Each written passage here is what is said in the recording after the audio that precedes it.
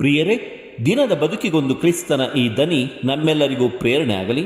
ಪೂಜಾ ವಿಧಿಯ ಸಾಧಾರಣ ಕಾಲದ 5ನೇ ವಾರ, ಫೆಬ್ರವರಿ 10, 2026 ಮಂಗಳವಾರ. ಸಂತ ಮಾರ್ಕನು ಬರೆದ ಪವಿತ್ರ ಶುಭ ಸಂದೇಶದಿಂದ ವಾಚನ. 7ನೇ ಅಧ್ಯಾಯ 1ರಿಂದ 13ರವರೆಗಿನ ವಚನಗಳು.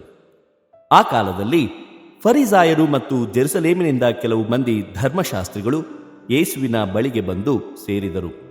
ಯೇಸುವಿನ ಶಿಷ್ಯರಲ್ಲಿ ಕೆಲವರು ಅಶುದ್ಧ ಕೈಗಳಿಂದ, ಎಂದರೆ ಶುದ್ಧಾಚಾರಕ್ಕೆ ಅನುಗುಣವಾಗಿ ಕೈ ತೊಳೆದುಕೊಳ್ಳದೆ ಊಟ ಮಾಡುವುದನ್ನು ಅವರು ನೋಡಿದರು. ಫರಿಸಾಯರು ಇತರ ಯಹೂದ್ಯರಂತೆ ಕೈಗಳನ್ನು ವಿಧಿಬದ್ಧವಾಗಿ ತೊಳೆಯದೆ ಊಟ ಮಾಡುವುದಿಲ್ಲ. ಇದು ಅವರ ಪೂರ್ವಜರಿಂದ ಬಂದ ಸಂಪ್ರದಾಯ. ಪೇಟೆ ಬೀದಿಗಳಿಗೆ ಹೋಗಿ ಬಂದರೆ ಸ್ನಾನ ಮಾಡಿಯೇ ಊಟ ಮಾಡುವುದು. ತಂಬಿಗೆ, ಚೆಂಬು, ತಪ್ಪಲೆಗಳನ್ನು ಸೂತ್ರಬದ್ಧವಾಗಿ ತೊಳೆಯುವುದು, ಇವೇ ಮೊದಲಾದ ಅನೇಕ ಆಚಾರಗಳು ಅವರಲ್ಲಿ ರೂಢಿಯಲ್ಲಿದ್ದವು. ಆದುದರಿಂದ ಫರಿಸಾಯರು ಧರ್ಮಶಾಸ್ತ್ರಿಗಳು, ನಿನ್ನ ಶಿಷ್ಯರು ಪೂರ್ವಜರಿಂದ ಬಂದ ಆಚಾರಗಳನ್ನೇಕೆ ಅನುಸರಿಸುವುದಿಲ್ಲ? ಅಶುದ್ಧವಾದ ಕೈಗಳಿಂದಲೇ ಅವರು ಊಟ ಮಾಡುತ್ತಿದ್ದಾರಲ್ಲ ಎಂದು ಯೇಸುವನ್ನು ಕೇಳಿದರು. ಅದಕ್ಕೆ ಯೇಸು, ಕಪಟಿಗಳೇ, ನಿಮ್ಮ ವಿಷಯದಲ್ಲಿ ಯೆಶಾಯನು ಎಷ್ಟೊಂದು ಚೆನ್ನಾಗಿ ಪ್ರವಾದಿಸಿದ್ದಾನೆ. ಬರಿಯ ಮಾತಿನ ಮನ್ನಣೆಯನ್ನೀಯುತ್ತಾ, ಹೃದಯವನ್ನು ದೂರವಿರಿಸುತ್ತಾ, ನರಕಲ್ಪಿತ ಕಟ್ಟಳೆಗಳನ್ನೇ ದೇವವಾಕ್ಯವೆಂದು ಉಪದೇಶಿಸುತ್ತಾ, ಈ ಜನರನಿಗೆ ಮಾಡುವ ಆರಾಧನೆ ವ್ಯರ್ಥ ಎಂದರು ದೇವರು. ನೀವು ದೇವರ ಆಜ್ಞೆಯನ್ನು ತೊರೆದು ಮಾನವ ನಿರ್ಮಿತ ಸಂಪ್ರದಾಯಗಳನ್ನು ನಿಷ್ಠೆಯಿಂದ ಪರಿಪಾಲಿಸುತ್ತಿದ್ದೀರಿ. ಸಂಪ್ರದಾಯದ ನೆವದಲ್ಲಿ ದೇವರ ಆಜ್ಞೆಗಳನ್ನು ನೀವು ಜಾಣ್ಮೆಯಿಂದ ಬದಿಗೊತ್ತಿರುವುದು ಬಲು ಚೆನ್ನಾಗಿದೆ. ನಿಮ್ಮ ತಂದೆ ತಾಯಿಗಳನ್ನು ಗೌರವಿಸಬೇಕು.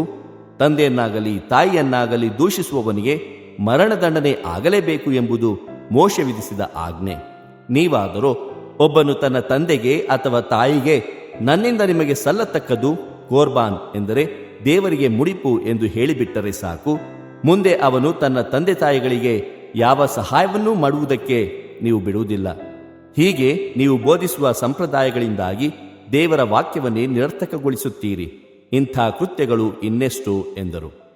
ಪ್ರಭುವಿನ ಶುಭ ಸಂದೇಶ. ಕ್ರಿಸ್ತರೇ ನಿಮಗೆ ಸ್ತುತಿ ಸಲ್ಲಲಿ. ಚಿಂತನೆ. ಮನಸ್ಸು ಮತ್ತು ಹೃದಯವನ್ನು ಶುದ್ಧಗೊಳಿಸಲು ನೀಡಿದ ಕರೆ ನಮಗೂ ಅನ್ವಯಿಸುತ್ತದೆ.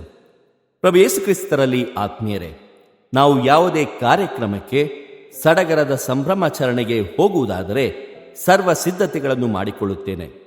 ಹೊಸ ಉಡುಪು, ಸಮಯಕ್ಕೆ ಮುಂಚಿತವಾಗಿ ಹೋಗುವ ತರಾತುರಿ, ಸ್ವಲ್ಪ ಮೇಕಪ್, ಹೀಗೆ ಸರ್ವಸಿದ್ಧರಾಗಿ ಎಲ್ಲರ ಮುಂದೆ ಸಜ್ಜನರಾಗಿ ಕಾಣುವ ಹಾಗೆ ಅಲಂಕೃತರಾಗಿ ಹೋಗುತ್ತೇವೆ.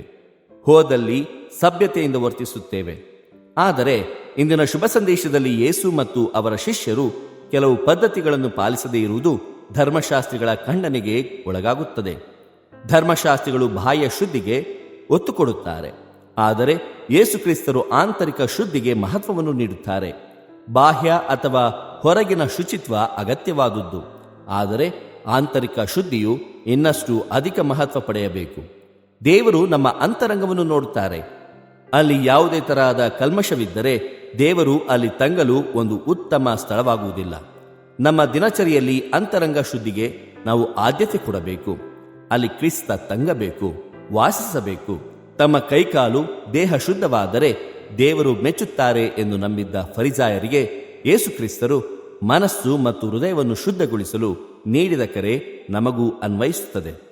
ತಾನು ಕಟ್ಟಿಸಿದ ಭವ್ಯವಾದ ದೇವಾಲಯವು ದೇವರ ವಾಸಕ್ಕೆ ಸಾಲದಾದರೂ ತಾನು ಪ್ರಾರ್ಥಿಸುವಾಗಲೆಲ್ಲ ಸದುತ್ತರ ನೀಡುವಂತೆ ಸೊಲೊಮೋನನ್ನು ಮಾಡುವ ಬಿನ್ನಹ ಆತನ ಅಂತರಂಗದ ಅಭಿಲಾಷೆಯನ್ನು ತೋರ್ಪಡಿಸುತ್ತದೆ.